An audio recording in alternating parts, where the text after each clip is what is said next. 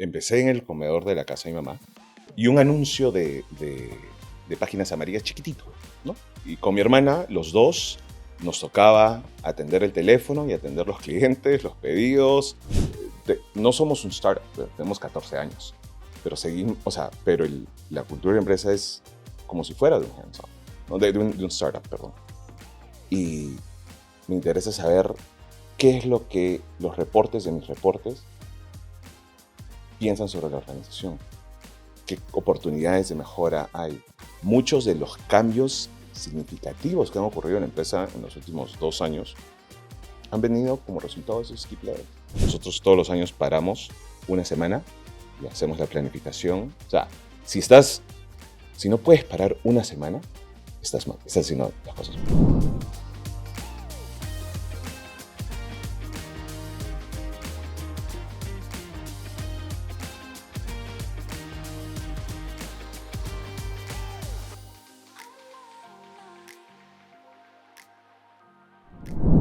Hola, bienvenidos a Empresarios que hacen más grande el Perú, el podcast de Vistage Perú. Mi nombre es Luis Fernando Boza. El día de hoy tenemos como invitado a David Mego, CEO y fundador de Bilingual. Con David vamos a pasar a través de su experiencia, nos va a contar cómo es que inició su emprendimiento hace algunos años atrás y cómo es que llegó hasta el día de hoy. El propósito de Vistage, como ustedes saben, es acompañar a líderes empresarios a tomar mejores decisiones, a por ende dar mejores resultados y hacer empresas más grandes en el Perú. Hola David, bienvenido. Quisiera primero que te presentes, nos digas algo sobre ti y tu empresa, los datos principales. A ver, soy David Mego, peruano de nacimiento. Me crié en Estados Unidos y luego a los 18 años regreso a Perú para un año sabático. ¿No? Había terminado el high school en Estados Unidos y vengo por el año sabático y terminé matriculado en la universidad porque venía con bachillerato y no conocía a nadie acá. Mi mamá quería que regresara a conocer el país y bueno, me terminé quedando. Llevan 24 años.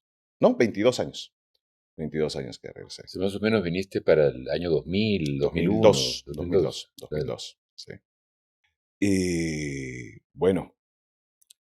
No eran necesariamente las mejores épocas del Perú. No, sabes que hace poco, ayer vi un reel en Instagram del Perú de hace 20 años, ¿no? Y estaba fotos de Santa Isabel, de todos los lugares íconos de esa época, ¿no? Marcas que ya no existen de repente hoy en día, ¿no? Sí, y bueno, es más, se lo mandé a un grupo de amigos que tengo muy cercano y le dije, y me dicen, ay, cuando llegaste trajiste la prosperidad al país, o sea, en forma de burla, porque dicen que yo soy el capitalista que dentro del grupo, ¿no? Pero bueno, es una anécdota. Cuéntanos cómo inició tu negocio. O sea, tú viniste, estudiaste en la universidad y el negocio, ¿cuándo lo empezaste? Lo empecé en el 2010, o sea, tenemos 14 años, pero después de varios intentos y emprendimientos, he hecho muchas cosas, ¿no? O sea, estuve desde haciendo temas inmobiliarios, estuve comercializando en temas de retail, pero no me encontraba. Y entré a trabajar a una empresa que se llamaba Network Omni, que es una empresa americana que brinda, bueno, ya no existe, que brindaba servicios de interpretación telefónica. Y pues lo único que sabía era hablar inglés y español. Y era el único requisito que ellos tenían, hablar inglés y español. Y decían, no es ventas en el anuncio. ¿De acuerdo? El anuncio del comercio, en esa época donde todavía buscabas trabajo en el comercio, comprabas tu comercio los domingos, Claro. y tenías que ir con tu CV a dejarlo a las oficinas para que luego te entrevistaran, ¿no? Recuerdo con mucho cariño esa época porque fui a la entrevista y dije, bueno, está bien. O sea, me parece, me contaron un poquito sobre el trabajo, qué es lo que iba a hacer. Me pareció interesante porque me conectaba otra vez con la cultura americana que habían pasado ya 3 o 4 años que me había quedado aquí en Perú. Y Todavía no habías acabado la carrera, no había acabado seguías la carrera. estudiando. No había seguido estudiando. Entonces, eh, las oficinas quedaban en Camino Real. No me acuerdo qué piso, no me acuerdo si piso 8, 10, ¿no? Pero sí recuerdo que cuando te llegabas a ese edificio tenías que dejar tu DNI, ¿ya? Y bajando de la entrevista, pidiendo mi DNI, ya para irme, el señor de seguridad me dice, señor, dicen que vuelvo a subir. Yo, ay, ¿qué se, ¿qué se habrán olvidado? ¿O qué se olvidaron de preguntar, no?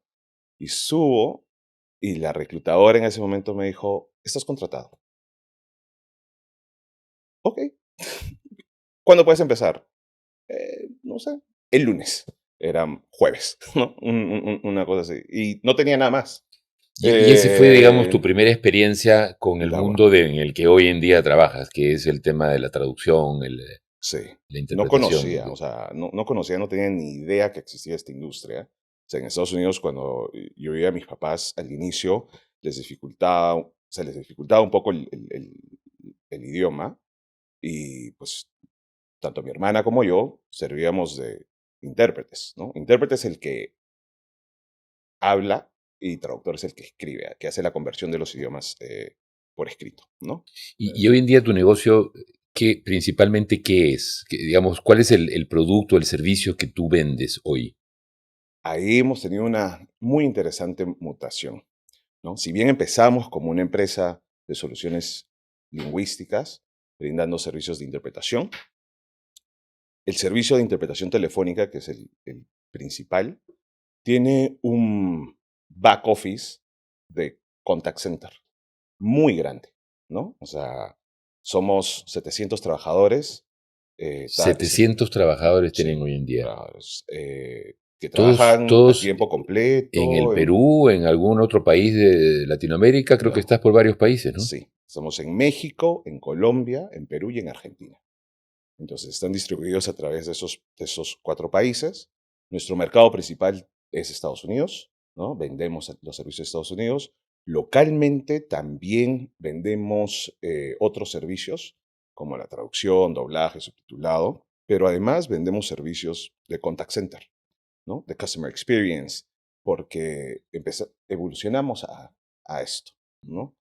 Teníamos todo un backbone de plataformas de contact center y ahora tendemos servicios de atención al cliente, cobranza, soporte técnico y con el valor agregado de que son agentes bilingües, ¿no? Estamos atendiendo 2 idiomas con una sola persona. Entonces, hablemos un poquito de los inicios de tu empresa. ¿Cuándo inició? ¿Cómo iniciaste? ¿Quiénes estaban? Porque hay una gran evolución hasta este mundo de 700 personas. Hay una cantidad de años transcurridos y muchas experiencias. Cuéntanos un poquito de ese inicio. A ver, empecé en el comedor de la casa de mi mamá con una laptop compact, que tampoco existen ahora. Cierto. Un teléfono inalámbrico, que tampoco que tampoco existen ahora. Y mi hermana. Y bueno, y un anuncio de páginas amarillas chiquitito, ¿no? Y con mi hermana, los dos, nos tocaba atender el teléfono y atender los clientes, los pedidos. am, O y sea, tus solamente clientes hacíamos eso, llegaban por esa publicación de la página, de Páginas Amarillas que de habías puesto un letrerito. páginas amarillas. Sí. No hacíamos prospección, no hacíamos absolutamente nada, ¿no? Y poco a poco Empezaron a fuimos, llegar clientes. llegaron clientes. Recuerdo eh, el primer cliente grande que tuvimos fue una empresa de oftalmología. No puedo decir el nombre porque tenemos, bueno, ya no, ya creo que el NDA Ya ya venció. venció, pero ellos estaban en una compra, en una adquisición y pues usaron nuestros servicios para ese proceso era una empresa extranjera que estaba comprando la cadena de, de tiendas ópticas acá. Entonces nos usaron nuestros servicios para esto, ¿no? Lo curioso es que empezamos con un solo servicio, que era el de interpretación, o sea, lo hablado, ¿no? Y los clientes decían, oye, pero si ya nos das un servicio de interpretación, ¿por qué no haces traducciones? O sea, yo no soy traductor, o sea, yo estudié administración. Eh, Soy intérprete Por por trade, ¿no? experiencia, claro, claro, claro. Por experiencia. Y es más, creo que todavía cuando tipeo medio cavernícola en ese sentido. Pero ahí fuimos contratando talento especializado en industria, ¿no? Me acuerdo que contratamos a la primera líder del departamento de traducciones, que fue quien construyó todo el departamento de traducciones.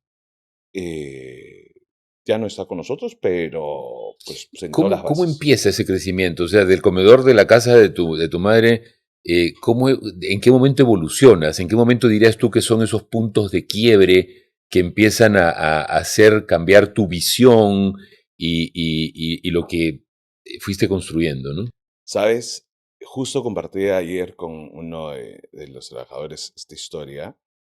eh, la contratación del primer trabajador. O sea, cuando era mi hermana y yo, si nos iba mal un mes, no pasaba nada. O sea, nos ajustábamos nosotros y veíamos cómo hacíamos, ¿no? Pero el tener que incorporar a una persona que no era del vínculo familiar señalaba una responsabilidad mayor, ¿no? Me acuerdo que en esa época, y esto fue porque me lo empujó el contador que tenía en esa época. Dijo, David, ya, escúchame, tienes que contratar un asistente administrativo que te ayude con las facturas, con las órdenes de compra, todos estos rollos, ¿no? Yo, no, ¿cuánto me cuesta? 500 soles. Porque va a ser part-time. Creo que el sueldo mínimo de eso, no me acuerdo, era 650 o 750. Esto es 2010, no sé cuánto está, no recuerdo cuánto, pero me acuerdo que eran 500 soles. Y me acuerdo que decía, ¿y podré pagar?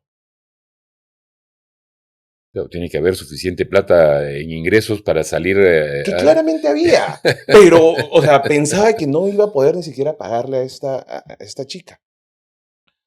El caso es de que me empujó, me empujó la contratación. Me dijo, no, ¿sabes qué? Contrátala, vas a ver que te va a ir bien. Y nunca nos faltó para pagarle.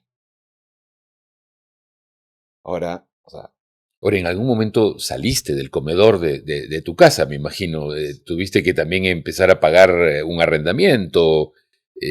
¿Cómo fue ese cambio? y eso también fue muy interesante porque también fue empujado por un amigo, ¿no?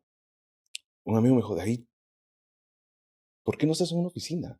O sea, si quieres crecer, tienes que salir de tu casa, tienes que formalizarte. O sea, era formal, pero formal en el look and feel, ¿no? O sea, y nos mudamos a una oficina chiquita de 50 metros cuadrados y empezamos a contratar personal. Contratamos ahí las personas de atención al cliente, contratamos administración para el tema de los temas y el equipo operativo, ¿no? Los gerentes de proyecto, que son los que manejan los servicios en general, en la parte operativa. Y estábamos en el piso 10 de un edificio en Paseo de la República y veía todo el centro empresarial, ¿no? Y decía, qué bonito. Me sentía En las nubes. en las Claro. nubes, ¿no? Eh, y bueno, llegaron más clientes, llegaron bancos. Usualmente nos conectamos mucho con las empresas que vienen de afuera, ¿no? Que vienen a hacer compras, mergers or acquisitions, o vienen a implementar operaciones acá y buscan una empresa que esté ubicada en múltiples países. Tenemos certificaciones ISO, certificaciones especializadas por la industria de seguridad de la información y todo el tema, ¿no? Que el mercado local lamentablemente no lo tiene, pero tampoco lo valora o lo necesita, ¿no? Pero las empresas de afuera sí. Entonces, Pero bueno, hasta ahí te iban llegando los clientes, pero mm. en el 2010 tú inicias tu negocio. ¿Cuándo empiezas a hacer planeamiento? ¿Cuándo descubres que existe el planeamiento? Eh, fue todo muy ah, Empírico, empíricamente. iba sucediendo. Iba sucediendo. Yo creo que fue en la pandemia. Fue en la pandemia. Creo que tuvimos, o sea, crecimos abismalmente. Antes de la pandemia éramos más o menos 150 y crecíamos a 50, 60% año tras año y era, se convirtió en un monstruo, ¿no? Entonces, Monstruo en el buen en sentido el de la buen sentido, palabra, claro. un buen problema a tener. O sea, yo Claro. siempre digo que hay buenos problemas a tener y malos problemas a tener. Este era un buen problema a tener. Eh, empecé a agregar talento a la empresa que sabía más que yo. Mi primera contratación especializada para una empresa como la que queremos ser fue el área de finanzas, ¿no? La cabeza de finanzas fue quien reestructuró la empresa, porque si bien habíamos crecido un montón, teníamos buen flujo de caja, estábamos hecho un desorden. Tú hacías Eh, todo ahí, tú vendías, hacíamos, tú incluso pero seguro que hasta hacías parte de los servicios. En esa época ya no tanto, pero sí estaba involucrado. Mi hermana, o sea, yo siempre he dicho que mi hermana es mi socia, ¿ok? Y es, yo traigo a los clientes, ella los hace crecer. Es el equipo de Hunter Farmer, ¿no? Entonces, pero teníamos que escalar. Entonces empezamos a contratar gente que ya pueda hacer lo que nosotros hacíamos. Eh, luego ocurre la pandemia, que también fue ¿Paraste durante la pandemia? Continuó todo funcionando. uno de los valores de la empresa es adaptabilidad, ¿no? Que no es, y justo tuvimos un workshop hace poco, un offsite, y trabajamos los valores en cada offsite, y hablábamos sobre adaptabilidad no es improvisar, pero hasta ese momento solo improvisábamos cuando nos veníamos enfrentados a situaciones y éramos los bomberos, "Ah, hay que apagar este incendio", ¿no? Eh, desde ahí hemos cambiado mucho, tratamos de planificar, obviamente hay cosas que van a salir y se tienen que tratar de manera, pero hacemos un buen esfuerzo de prepararnos, hacer una matriz de ¿Qué te riesgo hizo y todo, ¿no? cambiar a planificar? El- la necesidad de generar continuidad en el negocio, el miedo A lo que se venía. a lo que se venía y lo que podía pasar. O sea, ya no era mi hermana, la asistente administrativa y yo, éramos en ese momento en la pandemia como antes de la pandemia éramos 150, a mediados de la pandemia estamos en 350 personas, ¿no? Entonces, eso, eso me obligó. Me obligó a tener presupuestos por área, me obligó a ver proyecciones de venta. Mi único indicador antes de era, si vendimos tanto el año pasado, tenemos que trazarnos una venta de tanto este año. Y lográbamos el objetivo. Pero no mirábamos márgenes, no mirábamos costos, ¿no? A veces había, o el presupuesto, no había. No existía. Me acuerdo que venían proveedores y decían, ¿y cuál es tu presupuesto para este proyecto? No tengo.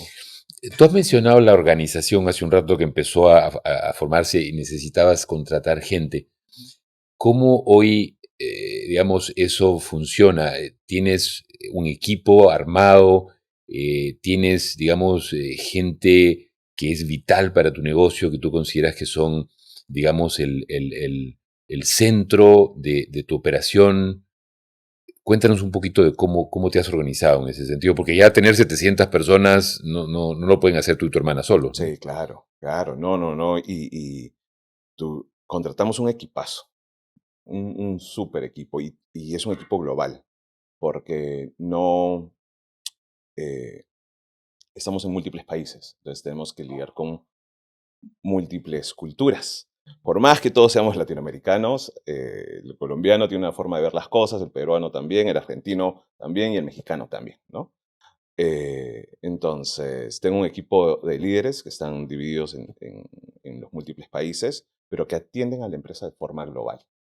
Interesante, o No, sea, no todos tus gerentes están ubicados acá en Lima ni en una ciudad específica, están por diferentes ciudades y están integrados permanentemente, digamos, tecnológicamente. sí, sí, sí. Es más, eh, viajan muchísimo al hacer site visits, ¿no? O sea, viajamos a los diferentes sites.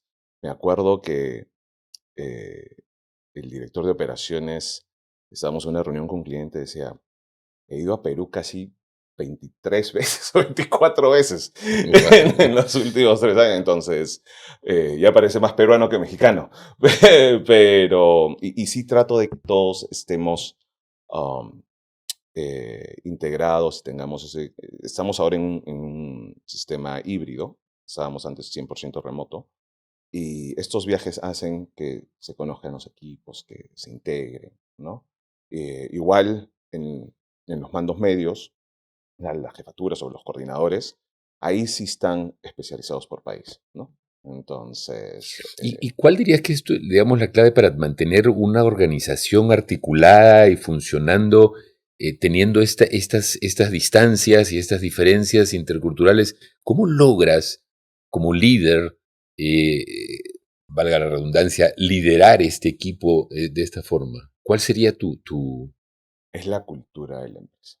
O sea, yo a este momento te digo que la cultura elige a los líderes de la empresa y los saca. He tenido contrataciones erradas también, donde la misma cultura de la empresa sacó a las personas. O sea, tienes que encajar y adaptarte a esa cultura. ¿Y cuál es el elemento, digamos, para ti más importante de esa cultura? El hands-on. O sea, no somos un startup, tenemos 14 años, pero seguimos, o sea, pero la cultura de la empresa es como si fuera de un hands-on, ¿no? De un startup, perdón.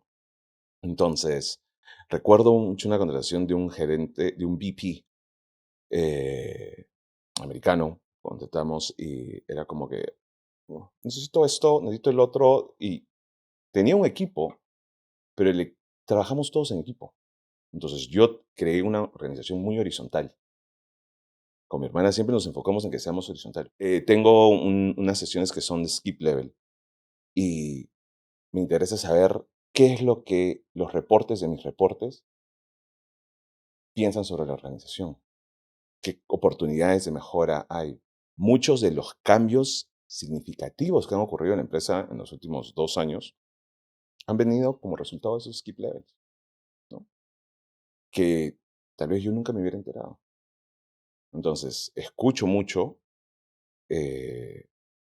A veces me tomo un poco me tomo mucho tiempo para tomar alguna acción, pero igual, todo eso va relacionado al tema de la cultura de la empresa. Las personas, somos un negocio de personas. Sí, claro. Entonces, Servicios y servicios brindados por personas, totalmente, ¿no? sí. O sea, tenemos un equipazo de reclutamiento, reclutan todos los meses, o sea, eh, y tenemos metas muy agresivas a veces cuando tenemos pedidos de los clientes. Necesito más gente y tenemos que levantar personas rápido, ¿no? Y nuestra gente pasa por etapas de entrenamiento, se certifican y luego los ponemos en la parte operativa, ¿no? Ujú. Entonces, Para tu equipo principal, ¿tú crees que tienes a las personas correctas en las posiciones correctas? Es un tema que hablamos mucho siempre en vistas, ¿no? O sea, ¿tienes ese equipo hoy por hoy? ¿Cómo lo has logrado, digamos? Porque has mencionado que han habido fallas, que han habido momentos en los que de repente la cultura los ha sacado, pero hoy tú puedes decir que tienes y que eso hace la diferencia. Sí, sí, tengo. Y una de las cosas, sí te digo, tengo un equipazo. Eh, una de las cosas que también me dejó estos años o estos últimos años de experiencia es que igual tienes que acompañar a tu equipo, ¿no? O sea, A ver, cuéntame un poquito más de eso. yo me creía el dueño del equipo de fútbol, ¿no? Ajá, Pero en verdad soy el coach del equipo. ajá.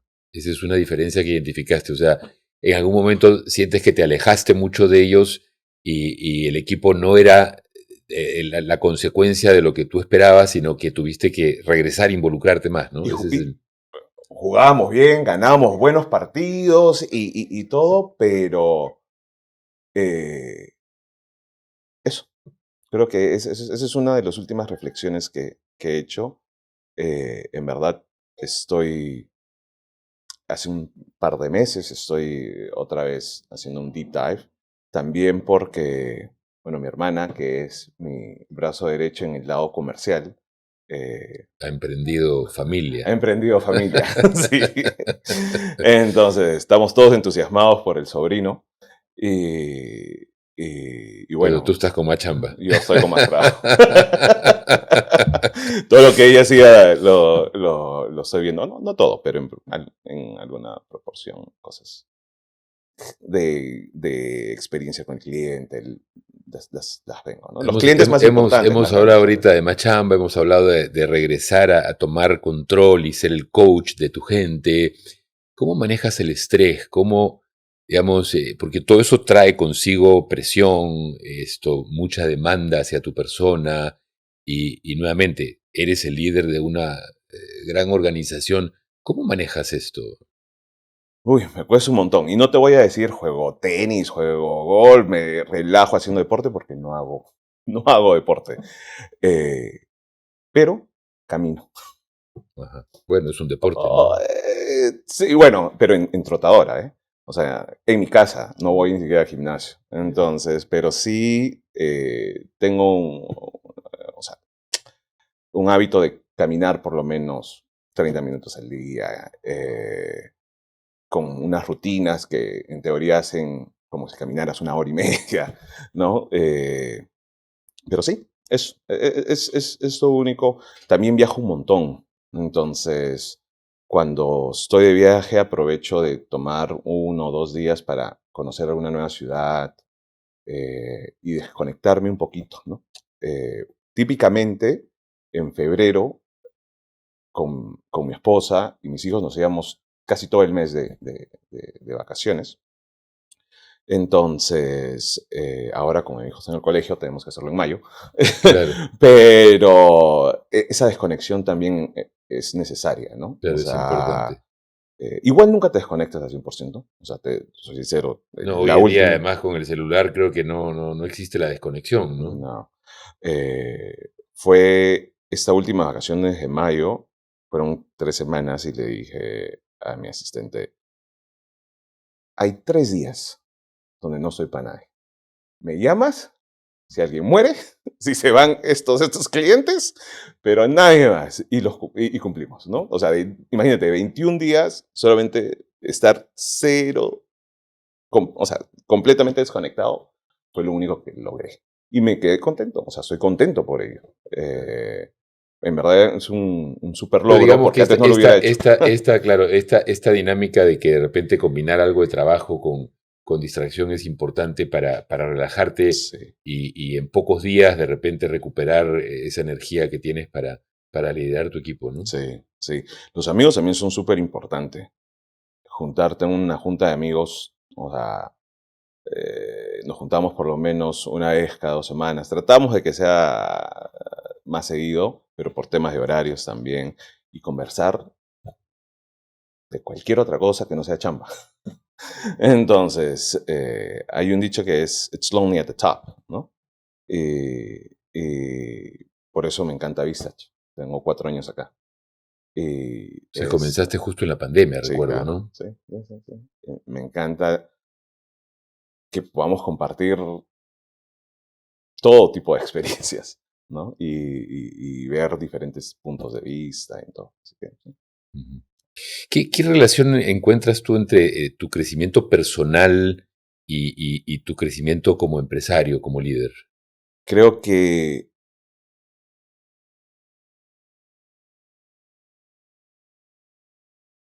dejar que las cosas pasen y delegar ciertas responsabilidades, tanto en el lado personal como en el lado profesional, ha sido parte de mi evolución, ¿no? Yo antes era muy, y soy, o sea, me gusta controlar, me gusta saber qué está pasando, pero también hay que confiar, ¿no? Confiar en las personas, confiar que se van a equivocar. Antes me molestaba mucho cuando la gente se equivocaba. Ahora, o sea, mi mentalidad ha cambiado, es nadie aprende en zapato ajeno, como dicen dicho. Y permito que la gente se equivoque. Trato de Eso controlar no que ese... significa ser más permisivo, No. significa que la gente está aprendiendo y eso le agrega valor a tu equipo. Sí. Y lo digo, y cuando hablo con los trabajadores en cualquier rango, trato de incentivar también que tengan una voz, ¿no? O sea, te doy, me contaba en uno de los keep levels, eh, una de las personas me dijo, ves que tenemos plataformas, tenemos Salesforce, tenemos sistemas de business intelligence y todo el rollo. Y le digo, ¿qué es lo que te gustaría aprender? Pues me gustaría saber usar mejor el Salesforce. Escúchame, estamos, o sea, la inversión para tener Salesforce es muy, muy grande. Para que una persona clave que debería estar usándolo y saberlo de A a la Z, no lo sabe. Entonces digo, oye, pero ¿por qué no has hablado de esto? O sea, ¿has compartido esto con alguien? No. Entonces, estos keep letters me permiten tomar acción y ahora todos los que necesitan saber la herramienta van a tener un retraining de Salesforce, ¿no? En este software específicamente. Y sí, permito que a todo nivel escuchemos qué podemos hacer. No sabemos dónde va a estar Bilingual en Hablando un 30 años. poquito de las características de un buen líder, escuchar, de alguna manera permitir el error como aprendizaje, ¿qué otra cosa consideras que es fundamental en un buen líder? Ser paciente, no impulsivo. Creo que muchas veces, o tal vez cuando estaba chico, eh, era muy impulsivo en la toma de decisiones, ¿no? Ahora analizo internamente, tengo mi matriz de riesgos mental y para tomar una decisión hago A, B, C, D, resultado, ok, y acciones, ¿no?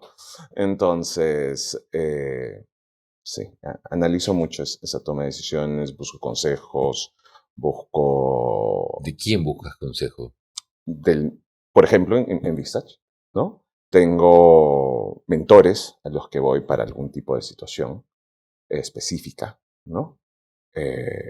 Y, sí, pero Visage ha sido un muy buen punto de, de apoyo para el crecimiento de Bilingual. Cuando estábamos abriendo la operación en Colombia, yo no tenía un contacto en Colombia. Y le digo a Fernando, eh, Colombia, Colombia está abierto por el apoyo que me dio Visage. O sea, Bilingual Colombia está abierto por el apoyo que me dio Visage, ¿no? Entonces, ya tenemos 3 años, 2 años, 2 años en Colombia. Sí. 200 trabajadores. Entonces, nos han apoyado en ese sentido. ¿Mm? Ujú. ¿Y qué opinas de esto de líderes que apoyan o que ayudan a otros líderes, o líderes que, digamos, se aprenden unos de otros? ¿Tú crees en eso realmente? Sí, es que, ¿sabes qué? Uno no es consciente de sus errores. Si no, no serían errores. Y eso es lo que le digo a los chicos. Más, te doy un ejemplo súper básico. En un proceso de traducción, tú puedes contratar un traductor. Y tú dices, habla inglés, estudió la carrera de traducción, debe ser bueno. Pero él no es consciente de sus errores de traducción. Entonces nuestros procesos de traducción pasan por 3 etapas. Un traductor, un editor y un revisor final. Que usualmente es monolingüe, ni siquiera habla el idioma original. Entonces, y no sabes la cantidad de errores que existen desde el primer texto hasta el último, ¿no? Entonces, eso. Sí. Bueno, cuéntame un poquito de, digamos, cómo manejas la relación con tus stakeholders en general. Bueno, tienes a tu hermana como socia, tienes a tus reportes directos. En general, digamos, ¿cómo generas vínculos? ¿Cómo te aseguras de que las cosas funcionen permanentemente, ¿no? Accountability. O sea, nos hacemos responsables de nuestras acciones. Seguimos nuestro presupuesto, nuestro plan estratégico. Por ahí que nos permitimos probar nuevas cosas y hacemos pivot en muchas otras, ¿no? O sea, esto no Pero está... tienen un propósito, tienen digamos, una dirección muy clara, ¿no? Tenemos una dirección muy clara, sí. Y la comunicamos. Cada trimestre tenemos reuniones de revisión, le decimos back to basics, ¿no? Entonces repasamos la visión, la misión, los objetivos del año. Tenemos mid-year reviews y end-of-the-year reviews. Compartimos con toda la organización cómo le va a la empresa. Porque creo que es importante que tus trabajadores sepan cómo le va a tu empresa. Nos ha ido pésimo este trimestre o nos ha ido excelente este trimestre, ¿no? Estas son las ¿Cómo iniciativas que ayuda eso? hacemos. ¿Por qué es bueno eso? Porque la gente entiende qué hace. A veces estás en una posición, tenía personas, y esto fue se implementó porque tenía trabajadores en un área que no sabían qué vendíamos. Por más que habían pasado por un proceso de inducción de una semana, donde se les dice los productos, donde se les dice todo. Entonces yo estoy en una misión ahora de que todos vendemos. Entonces, para poder vender tienes que conocer el producto, tienes que conocer Bilingual, qué vendemos. Estos son los productos que vendemos, estos son los resultados de O sea las que ventas de los todos los productos. empleados de tu organización entienden claramente qué es lo que ustedes brindan, qué soluciones dan, por qué existen. Todo eso lo tienes imbuido en todo el equipo, incluso hasta el que arregla la oficina cada mañana. Correcto. Sí. Entonces, tratamos de, ¿no? Esperamos de, y hacemos estos checkpoints. y somos muy insistentes en que asistan a estas reuniones donde invitamos a toda la organización a participar, ¿no? Inicialmente, por ejemplo, eran grabaciones, ¿no? En la pandemia grabábamos, pero ahora las hago en vivo. Las hago en vivo con streaming, transmitimos a Colombia, transmitimos a México, Argentina, donde sea que estén los trabajadores. Ujú, ujú. ¿Qué consejo le darías a, no sé, otros empresarios, otros emprendedores que de repente están en una etapa más, digamos, anterior a la que tú estás viviendo hoy en día? No sé, ¿cuál es tu principal aprendizaje en ese sentido que quisieras transmitir? Arriesga aunque no veas el ser formal, o sea, desde los beneficios a los trabajadores. Recuerdo que un contador inicial que tuvimos nos decía, oye, pero ¿por qué estás en régimen general? Podrías estar en pyme o repyme, no me acuerdo en ese momento. Pero creo que aún cuando podía haber tenido ahorros significativos, yo apostaba por una empresa que quería ser, no la que era. Entonces, ese, y O siempre, sea, tener una visión, una ¿no? visión. Bueno, ponerte una meta de repente lejana, pero siempre estar mirando para adelante, ¿no? Más allá, ¿no? sí. Eso para mí creo que ha sido muy, muy importante. Eh, ¿Qué otra cosa podría decirles? Mm, Hagan buen análisis de precios. No vendan por vender. Nosotros hemos tenido que despedir muchos clientes donde nuestros márgenes, o sea, ganaba solo el cliente, no ganábamos nosotros. Sí, sí, no, hacían el trabajo, pero no ganaban plata al final. Exactamente. Entonces, acá estamos para hacer dinero. No somos ninguna NGO. Y es más, las NGOs hacen plata, guardan sus fondos para poder sostenerse en, Claro, eso es en el parte del año. planeamiento también, ¿no? O sea, realmente entiende qué cosa es lo que te está ingresando, cuánto te cuesta brindar el servicio, dependiendo del producto o el servicio que uno brinda, a veces es más fácil o más difícil entender cuál es tu verdadero costo, ¿cierto? Pero ojo, también hay algo muy importante ahí. Yo creo que si yo hubiera hecho un business plan, budget y todo el rollo, no estuviera acá. O sea, hay que tener un balance en esto es lo que queremos, eso es lo que debemos lograr, pero también seguir intentando. La resiliencia creo que es importantísima, ¿no? Seguir intentando, seguir intentando. Si no te funciona acá, dale por acá y no darte por vencido. ¿Cuál es el tropiezo más importante que has tenido a lo largo de estos 15 años que tiene tu empresa? Justo lo que hablaba antes, ¿no? Despedir clientes donde no ganábamos, pero aportaban a- al, al overhead, ¿no? No había margen de utilidad, pero aportaban al gasto del overhead. Y despedirlos antes de reemplazarlos. O sea, despedimos casi $1,500,000 de cuentas de facturación. Y es poco, ¿no? Pero no lo teníamos como adicional para decir, bueno, ahora sí es momento de sacar estos clientes y no vamos a vernos afectados O sea, lo porque hicieron al lo revés. hicimos al Primero lo revés. sacaron y se dieron cuenta que había un overhead que tenían que cubrir y digamos, los números no dieron. Sí, claro. Y en esa desesperación nos llevó a buscar clientes que fueron malos clientes también, ¿no? O sea, eh, malos clientes donde era, nada, mételo, no importa, va, está pagando bien. Y al final no pagaba. Entonces te genera un hueco más grande del hueco que ya tenías, ¿no?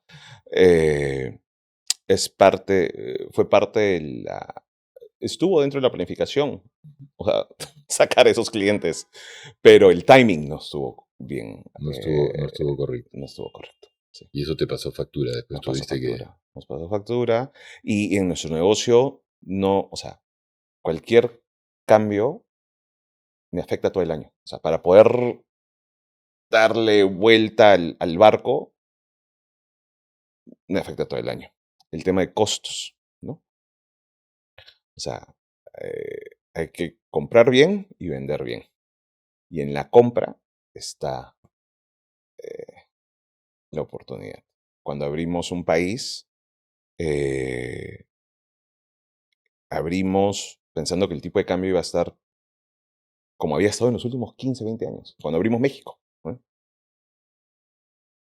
El peso pasó de 20 a 16. El dólar pasó claro, el peso mexicano pasó de 20 pesos el dólar a se, 16. se cayó. Se cayó. ¿Qué significaba eso? Que Más mis costos en costos. México subieron 20%, Claro. ¿no? Y eso no Entonces, lo habían planificado. eso no lo habíamos planificado porque había sido tan estable La moneda la moneda. ahí durante años. No. Ahora ya regresó, ¿no? Entonces, ¿y qué ocurrió? Tuvimos que poner halt en todo el crecimiento de México. Tuvimos que frenar, tuvimos que revertir el crecimiento a Colombia, tuvimos que revertir el crecimiento a Ahora, Estados entonces, Unidos. ese balance que hoy tienes en diferentes países es bueno, porque, digamos, si algo ocurre en un país, no está todo en un solo país. Entonces tienes un negocio que de alguna manera su base de costos, porque ahí tienes tú la gente que brinda los servicios, está en diferentes lugares y por ende puedes ir cambiando y manejando tu balance país a país Claro. en el tiempo, ¿no? Ujú. Sí, Bueno, sí, pero toma tiempo, ¿no? O sea, en ese momento me acuerdo que teníamos creo que 120, 130 personas en México y teníamos una proyección a 300.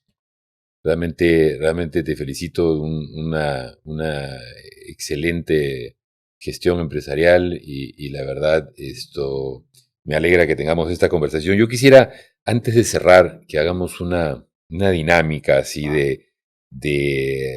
digamos, te voy a hacer unas menciones y tú me vas a decir si es verdad o es una excusa que usamos a veces, ¿no? Entonces, a ver, yo te digo, no hay suficiente talento en el mercado como el que yo estoy buscando. ¿Qué mercado?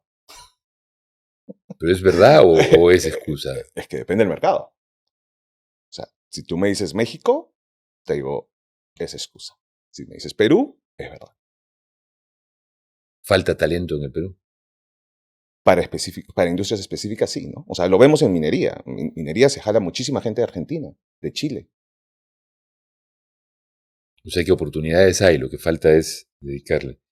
La calle está dura. Depende del mercado. En Perú, jodidísimos. O sea, no jodidos, pero no hay crecimiento, no está flat. Está como está flat. Colombia está creciendo con, increíblemente. México está creciendo increíblemente. Estados Unidos está creciendo para nosotros. Sospecho que en esta me vas a contestar parecido, pero me estás haciendo trampa, porque acá tiene que decir si es verdad o excusa. ¿Ah? Es imposible ser rentable con la cantidad de impuestos que tengo que pagarle al Estado.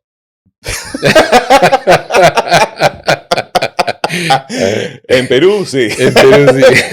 Eh, creo que hay oportunidad de mejora en cómo el Estado trata al empresario, ¿no? Al formal. Al formal, porque al informal no le impacta nada. O sea, el formal que tiene que pagar sus impuestos, y ojo, formal y que los pague bien también, ¿no? Sí no te dan aire. Te digo, me estoy acordando de Bilingual chiquito. Por eso es que la gente no quiere formalizarse.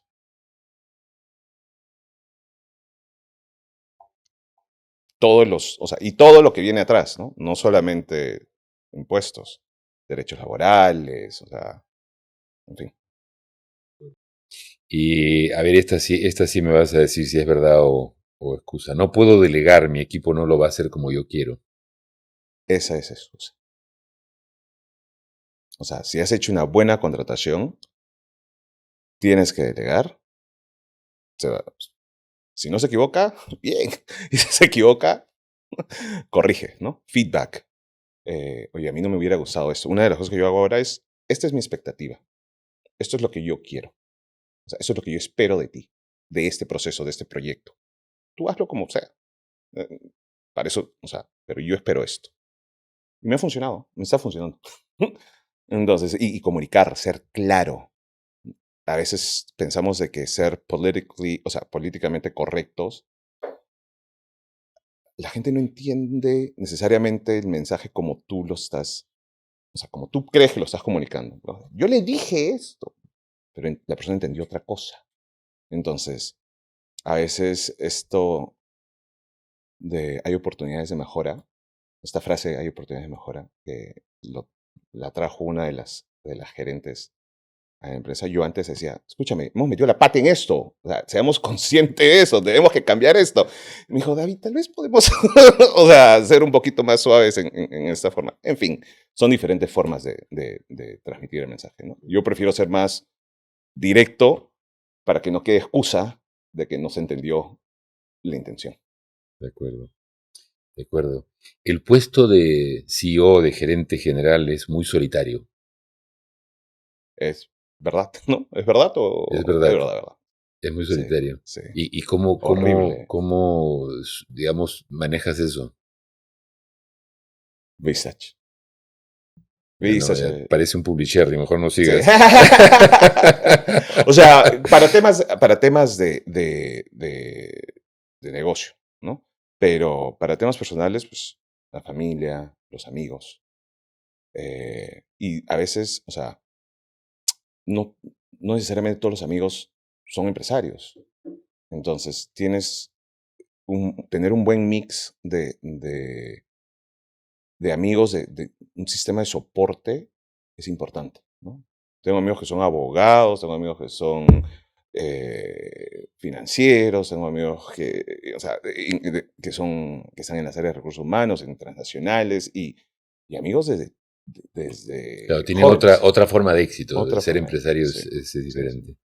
De acuerdo. El rol del CEO, del gerente general, es dirigir y no implementar operativamente. ¿Cuáles eran las opciones? Era verdad ¿Verdad o o excusa? excusa. O sea, hay cosas que sí tienes que implementar. O sea, proyectos donde tienes que, al menos en mi tamaño de empresa, en mi organización. Puede que en otra no.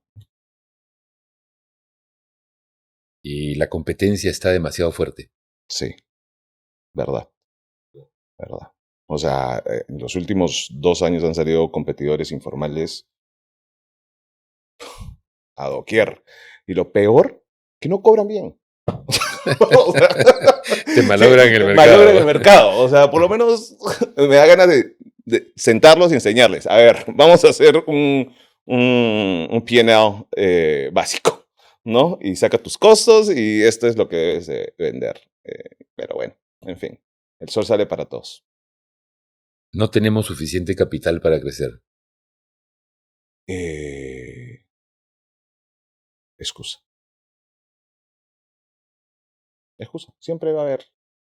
O sea, conozco la historia de un amigo de, que levantó 1.8 millones de dólares, de soles, perdón, en un método diferente, ¿no? Pero sí hay, capital hay. Hay que ser Gente que quiere invertir, creativos. hay de todas maneras. Hay que buscarla. No tenemos suficiente tiempo para planificar. Excusa, excusa. De todas maneras. Siempre tenemos.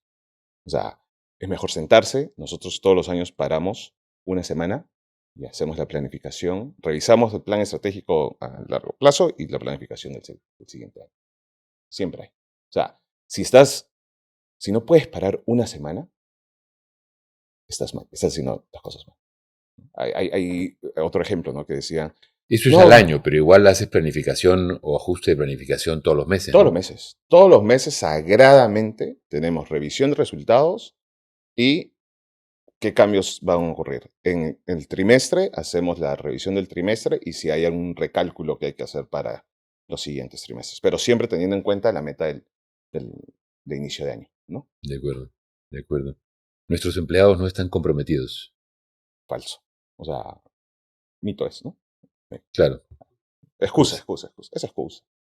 O sea, sí, claro, no todos van a ser comprometidos, pero depende el compromiso del compromiso. lo generas, Sí, digamos. claro. Tú lo vas consiguiendo como líder. Sí, sí, sí. ¿Cómo tratas a tu equipo? Excelente, David. Una conversación súper amena y, bueno, otra vez felicitarte por lo que has logrado y por lo que vienes haciendo y un gusto tenerte aquí en este programa. Gracias, gracias. Un gusto igual. Espero que les haya gustado compartir un poquito de la historia de Bilingual y la mía. Muy bien, Gracias. gracias.